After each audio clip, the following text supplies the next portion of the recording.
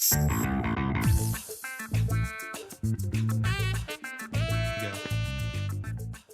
Welcome back to the Marketing Rules podcast, and I am joined today by Jack Copeland from Staffing Future. And Jack, are you the kind of co-founder? Is that your kind of title at Staffing Future? Managing Director, CEO, Head Honcho, Big Kahuna? What does it say on your business card if you've still got one? Yeah, you missed out Guru, right? Everyone's got Guru, but yeah, and I'm I'm co-founder and CEO of Staffing Future. So myself and Bruce Stander, who a few people might know, both been around the industry for a long time, and we founded the business about 4 years ago now. And I assume it's going well.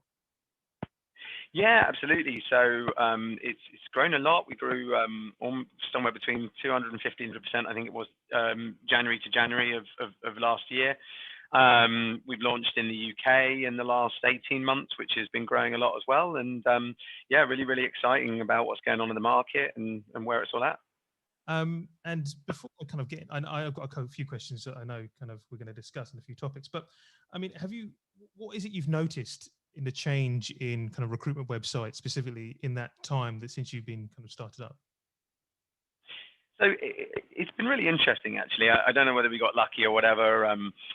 Perhaps lucky is the wrong word when it's a global pandemic, right? But the way that COVID impacted the industry, turned out to not really be a bad thing for us.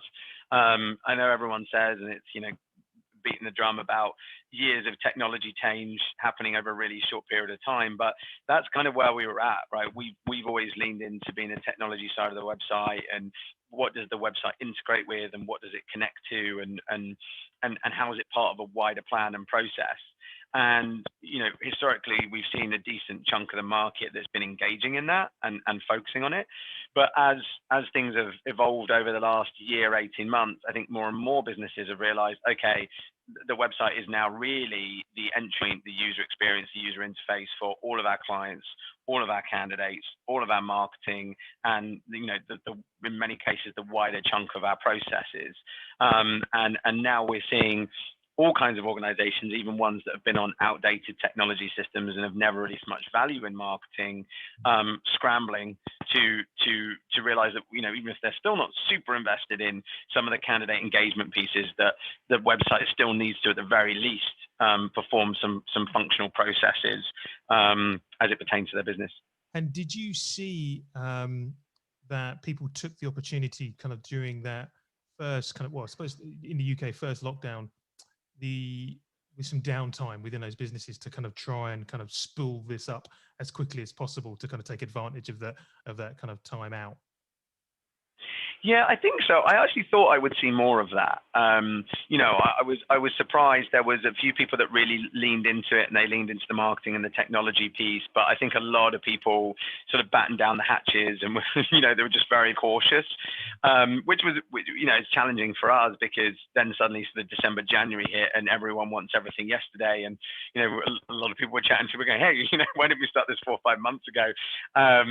But we did absolutely see some of it. I think maybe more in the UK, actually. People are a little bit more pragmatic and organized and focused than in the US. I think that obviously we've got a lot of clients in the professional sector in general, but I think there's a lot more contract recruiting in the UK, where people were kind of preparing for it to come back quite quickly.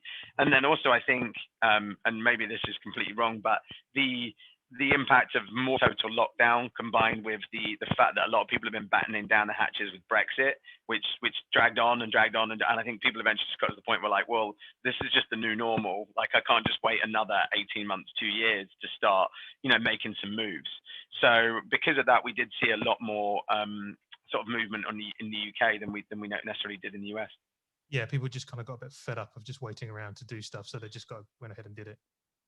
Yeah, and had less distractions as well. I mean, in where I am in Orange County, we've sort of had bits of lockdown and stuff, but there has been some sort of normality and restaurants and elements of outdoor dining and stuff that's been available pretty much most of the time. And then there's obviously other states that pretty much never shut down. So I think also people have had the time at home to really focus on work and think about it, and less distractions maybe.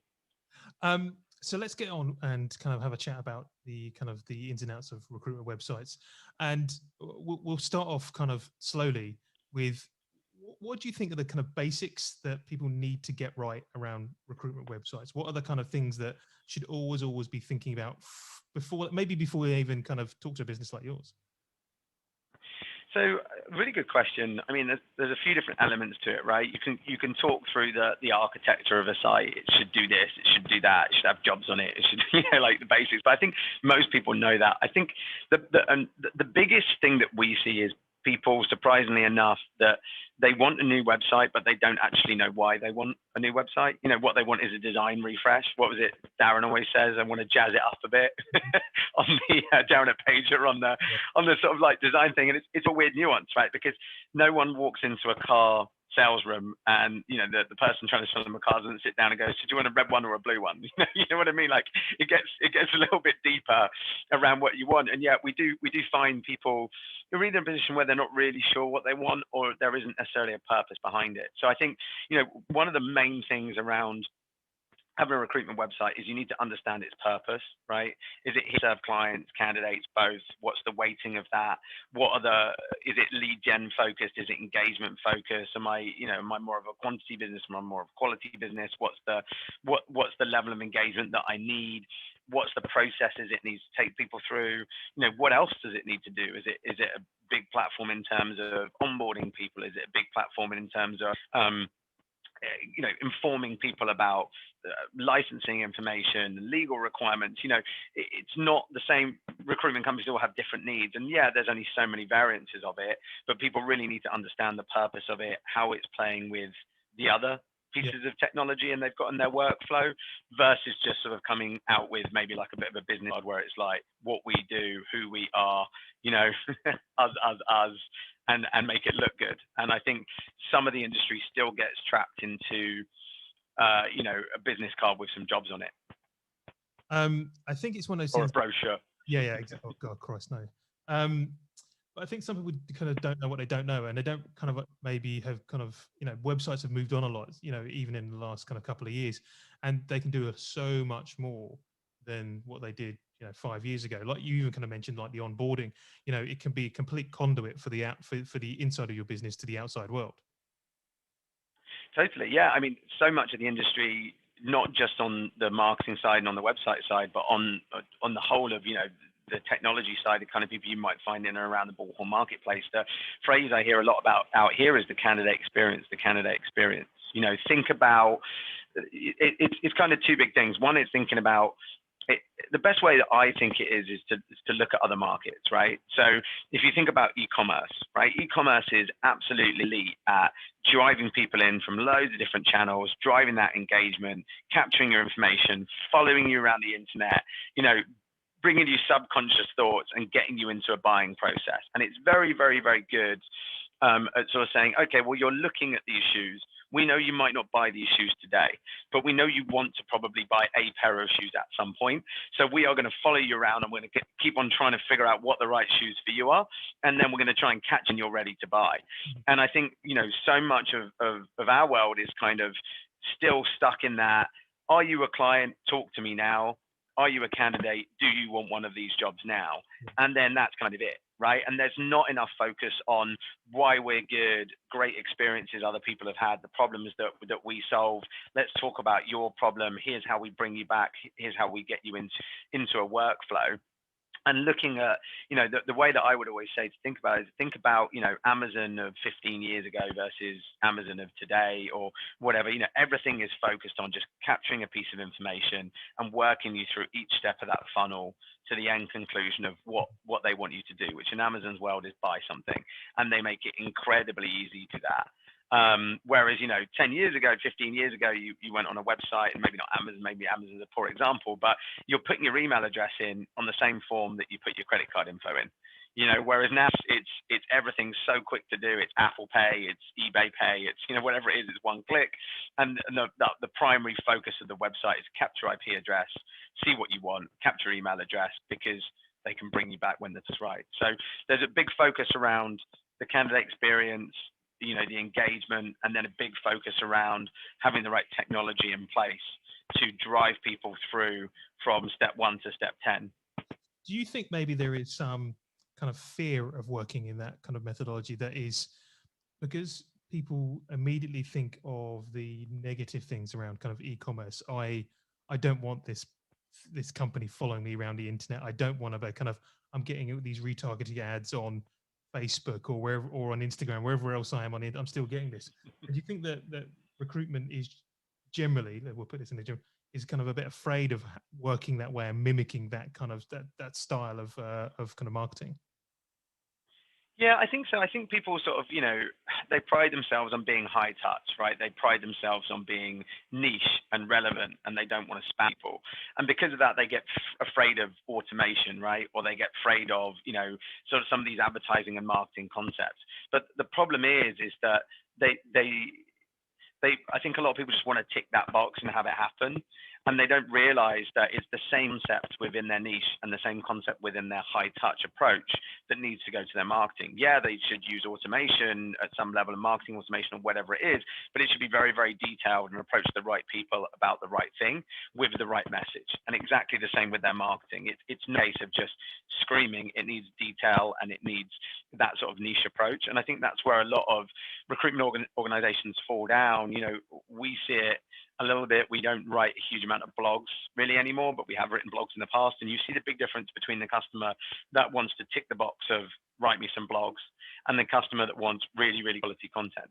Because you can have a great writer, but if they're never going to know your niche and your subject matter. So if the clients aren't leaning into what their message is and what's relevant and what's going on in their market and the trends and that right message for their audience, then the quality of what they get is very poor. So I think people are afraid of it, and in many cases they're afraid of it because they don't necessarily understand it. So it's about deal and it's about relevancy to the niche, and then just applying that you would do on your sales pitch, on your face-to-face meeting, on your networking, to your marketing and to any of the technology that you use. So that's some of the stuff that you kind of should be doing. What about the stuff that you shouldn't be doing? What's the kind of flip side of that? And no, you don't have to kind of, you can share some examples, but redact the name basically. But some of the kind of like the things we don't want to be kind of like doing. So I think, we said one of them, right? Spamming people, right? Especially if you have a niche or whatever. I think people talk a lot about content is king, and it is if it's relevant, but you see a lot of poor quality. It's like people shouting too loud and they've kind of got nothing to say, right? It's moving away, and I'm kind of going back to what I was talking about before, but it's trying to avoid those scenarios where you're just doing activity for activity's sake. It's like making poor quality cold calls to work, back to what people may be familiar with from a long time ago, or sending poor quality emails that aren't researched. You're not going to yield results from it. You're just going to annoy people. So anything that is done without a purpose and without thought is a thing to avoid. And the same really with any of the marketing efforts. It's a lot of organizations don't do a lot of business-wide marketing. They require their recruiters to do their own marketing and focus on sort of generating their own leads and their own recruitment, and that's fine. But there's no point in overhauling your website and overhauling your marketing just for the sake of ticking that box. You've got to actually know what you want to say and how you're going to say it. So I wouldn't half-ass it, right, or half-ass it, as they say out here. I remember one of the things that people used to do when they were trying to kind of hack Google, basically, in regards to SEO, was kind of was trying to hide keywords in the page and stuff like that. Keyword stuffing, yeah. Yeah, all that keyword stuffing. I mean, that was just kind of like horrendous, because if you just highlighted the entire page, you just saw this kind of other crap that was just kind of sitting behind everything or at the bottom and stuff like that. It was black text on black backgrounds and all that kind of stuff, which I'm sure some people still do, but any recruiter out there. It's like everything's a game of inches, right? Everything in marketing, everything that we do is a game of inches, and everyone's always looking for that one magic bullet and that quick win. And most of the time, it ends up being a complete waste of time. And then if you do hit a bit of a home run, right, it lasts about 3 months before everyone else catches up to you, and you're right back where you started from. So we've seen so much that I remember the early days of Broadbean where people just used to delete and refresh jobs. in the Irish market, I think the major job board at one point point would allow unlimited refreshing, and it just pushed your job to the top of the list. So they hired people just to refresh the job every minute, and that was their solution to marketing. So it's it's funny how it changes. And then one of the kind of key strengths that you guys focus on is the kind of tech in the background and making sure that everything else within the agency is using is all connected. You know, how important is that to get the rest of the business's kind of tools that they might be using, or even staff, or everything else that goes on behind the website, getting that connected and feeding into the website? I think it's arguably the most critical thing, because otherwise you just wind up with your website in a silo, right? And people just don't buy off of one touch point anymore, and we get that a lot. People say to me, is SEO important? I'm trying to find clients, is SEO important? And my clients really Googling, for my business name, is that how they're finding me? And the answer is it's pretty rare, unless it's a super niche thing, that a client's going to go to Google and they're going to just Google something and that's it, right? But is that one of multiple touch points? Does that then lead them to your website? Do they then start to engage your website? Do they then recognize the brand when you cold call them? Do they then see a piece of information in social media? Do they maybe enter a flow that brings them back? And that's it. Most people are doing their own research when they buy, and they are having multiple touch points and communication points with a business in order to do that.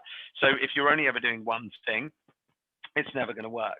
If you're just doing outbound, you don't even have a website, it might work, but the percentage of conversion is going to be so much harder. Everything that you're doing is so much harder. If you're just trying to have a good website, but you're not engaging in social, you don't have it connected to your ATS, you don't have it connected to any of your marketing nurturing, you're not putting any good content or copy on it, it's all just sat there, then once again, you're missing out on all of these different elements. So I think it's really important to address all of these different things, and then there's absolutely no point in doing it if they don't talk to each other, if there's not a cohesive message and there's not a workflow in place.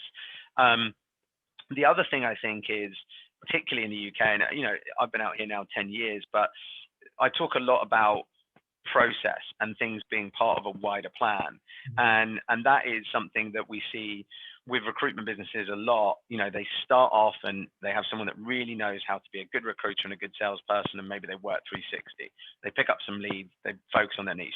They maybe hire an old colleague or a junior person, and very quickly they grow to 5, 10, maybe even 15 people, and they're making good money.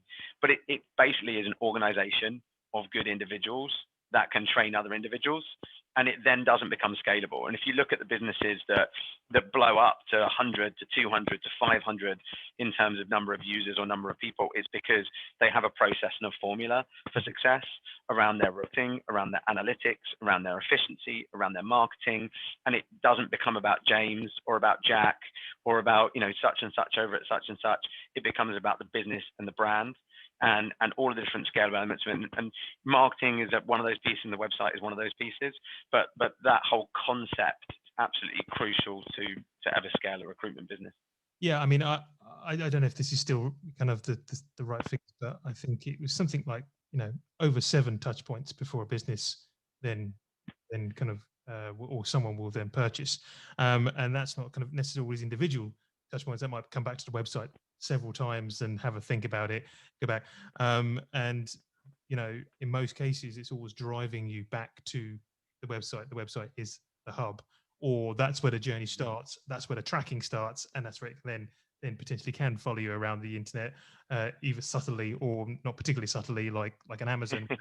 I just bought this something here, and it's following me literally around. But there is, and I suppose also it's not that difficult to do these days either. You know what I mean? It's kind of the technology is there, and without not downplaying necessarily the kind of the what you guys do, but you can put that in place pretty quickly, right? That kind of thing. Just it's dropping a cookie, isn't it? Even if the people don't know necessarily what a cookie is, it is just dropping that kind of a small file that can then track you around. Yeah, totally. And so much of it is I think people get overwhelmed, right, by the concept of it. And it's like, you can start small and add it on. It's very, very modular driven, right? So, people are like, well, hang on, well, I've got to have email nurturing, and I've got to have content, and I've got to also redo my site, and I've also got to have a plan for LinkedIn, and maybe I should be doing a vlog. And then what about my pay-per-click advertising? It's like, wow, that's so much. But if you walk it all back to what your end goal is and what you're trying to achieve, you can start with the lowest hanging fruit, and then you can just modularly add it on and get better. And if you get it working well, where you've got something like, we worked very closely with Herefish, and I used to do some consulting with them before they got bought by Bullhorn. And we've got like a direct integration with that platform independent of Bullhorn because of some of the marketing capabilities of that solution, right? And we're doing a lot with people like Pager as well. And it's like, if you can just put a couple of key pieces in place so that you have, a solid website, you have some sort of relatively basic functioning nurturing campaigns on the marketing side through HubSpot or Herefish or Sent via Bullhorn or Force24 or whoever it is. And then you also have something pushing to your social. It doesn't become rocket science. We've got a feed of jobs into your email marketing. We've got a feed of jobs into your social marketing. We've got a feed of featured candidates into both. We've got a feed of your blogs. And so what do? You post jobs, you maybe write up some featured candidates, you push out some really, really good content. And that content now sits across your individual brand on social, your individual recruiters' profiles on social, your website, and it's also going out in your monthly email newsletter. And then you can get a lot more sophisticated than that if you've got those basic touch points. And if I'm clicking those different elements, it's leading back to my website. And so then, like you say, I'm looking at the website and then getting brought back by an email and then seeing something on social. I'm getting those touch points. And we know, just from our job alerts and now our in-browser alerts as well, if someone comes back to the site a second time, they're almost three times as likely to convert into an actual lead. So, whether it's client or candidate. So it's just, that metric is ample. And if anyone doesn't believe that, speak to their customers, right? Speak to their customers and their candidates. How did you hear about us? Where did you hear about us? And the more you demand quality, the more that becomes the case as well. The more niche it is, and the more you're looking for quality candidates and the right kind of customer, the more touch points they're going to expect. If you're Uber, it's a little bit easier than that maybe, but But it's those kind of marginal gains, as they kind of put it. Those do a few little things that will just kind of nudge you up a couple of percentage points. And they pay off. Yep. Yeah. And have the reporting in place and optimize. Just keep on that game of inches. So you've kind of mentioned SEO a couple of times. Yeah. And again, it's one of those things that I think people are sometimes quite scared of, just from the sheer fact that it used to be kind of sold as a dark art, and now, and now Google, they're afraid that Google's going to change the algorithm on and then bugger up their complete kind of like their SEO strategy. How important, is in this day and age SEO, or should we be concentrating on just delivering really good content and letting the SEO do its own thing? So I think it really depends. I think it's important to be realistic about it. Right? That's probably the biggest thing. Is like you said, a lot of people don't understand SEO. I get people going like, put more pay-per-click into my SEO. I get told that all the time. I'm like, these are like two completely different things, but okay. So it's important to be realistic. I remember someone turning around, we launched my website, and a week later they were like, well, I really like the site, but why aren't we on page 1 of Google for staffing? And I was like, well, because there's like 25,000 other staffing companies in the US, and you've got 10 people, and we've been live for 1 week. So SEO is very important, but I think if you want to do real things with it, you need to commit to it properly. A little bit of SEO doesn't really get people very far. You need to be putting the right amount of content into it. There needs to be a proper plan behind it. It's a very, very service-driven thing. Like, it needs a lot of time and attention and focus, and to dive into the research and to dive into the user behavior and to go out and research competitors and to see what they're doing, and to take content that is ranking really well and try and eclipse it, and to try and drive backlinks. And there's just a lot of different pieces to it. So we do a lot of facilitating SEO in terms of the implementation and the technical side, and the per job SEO works really, really well as well. But if people are looking to rank for serious keywords on the client side or serious keywords on the candidate side, it always needs that time, care, and attention, and it always needs well, the time's the big part, right? It doesn't happen overnight. It needs consistency. And then, sorry, I'm kind of rambling here, but to come back to your wider question, the reason that good content is important in general is because if you're driving people to the site, they need to actually engage with a message that's accurate. There's no point in having like, hundreds of really, really long form generic blogs optimizing for keywords that are semi-relevant. You're not going to have that conversion. You're not going to have that engagement. But then also because if you do have the other marketing tools in place, if you are pushing stuff on LinkedIn via email, via conversation, all the rest of it, yeah, that will help your SEO, but also you're just going to directly get in front of some of the right people, the right message. And if your content's not great, or if it's too focused just on keywords, then all of that benefit is lost. And in some respects, that's a little quicker and easier to do. Yeah. No, that makes kind of a lot more sense. I think if you kind of just focus again, like you said, right at the start on what you want to get from it, I think you're going to do yourself, a little bit more justice than just trying to kind of chase that kind of like that first page on Google, which, everybody, maybe 5 or 10 years ago, everybody wanted, but I think, and we still get asked for it, to get on that. It's like, you haven't got a chance. That's just, every other job board in the world is going to be there before you kind of get anywhere near it. So, there's other things that we can kind of do around that. As long as your name come up when your brand is typed in, and then you maybe, I don't know, is there such a thing as the long tail anymore? Can you still target the long tail? Is that a thing? Well, I think, yeah, for jobs, I mean, absolutely, right. I think if you look at the search volume on long tail client searches, it's not often there. You might get a bit of a mix by location and stuff, but on the job side it is. I mean, there's a reason that Indeed is just the absolute behemoth of the industry, and it's because they're number 1 and 2 on Google for just about everything. And then normally there's a couple of organizations that they own that are in there. You can have fun with it, put just about anything in front of jobs, gummy bear, whatever, just make it up, and and Indeed somehow seems to sort of come up as number 1 in all scenarios. Yeah, I mean. And I think again, it comes back to that kind of just mitigating people's expectations. It's like it's just difficult, right, these days to kind of get to those, to get to really. Yeah, and it's not. And it's not even necessarily needed, right? Because when you talk about multiple touch points, I'll give you an example. We rank number 1 for staffing websites, and we rank number 1 for staffing website design. And I think we're not far off ranking number 1 for recruitment websites, as that. Recruitment in the US is considered more internal recruitment, so we use the term staffing, which is why it's now named. Obviously, in the UK, it's the synonymous word for the recruiting industry. But the quality leads that we get from just ranking number 1 for staffing websites is not actually that good. It's because we are a niche within that, right? We're one of the hopefully dominant players, but our focus is on technology and integration and software. So we sometimes get people that go, well, my ATS is self-hosted and we don't really do any marketing, and and it's just not the right lead for us. So the close ratio on those leads, or they're just starting up or whatever, and they've got a completely cold domain, and maybe it's not the right fit for us there because they need more marketing help. Close ratio on that is much lower than the leads that we get from partners, but we close a lot of leads from partners because of the second touch. So they'll say, oh, who should I speak to? And someone will go, oh, you should speak to Staffing Future because my client said they did a really good job.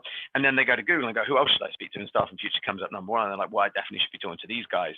And then they go, well, what about SEO? And they see that we rank, you know what I mean? So it's all part of that sort of momentum piece that plays into it. And I think, that's the thing. If you're looking to, on the client side, if you're looking to recruit, you might be looking around the internet at similar positions. What salaries are people offering? What's the market like? Who else is recruiting? And if you're seeing that potential recruitment company come up on a lot of those searches, it's going to help you in your buying process when they reach out to you. The same on the candidate side. If you're niche, you're looking for someone that's really, great at certain type of development in London, and you're seeing lots of jobs and positions across the internet about that, it's going to help you in your buying cycle. It's going to help you call that recruiter back, for example. Jack, it has been an absolute pleasure having you on the podcast today.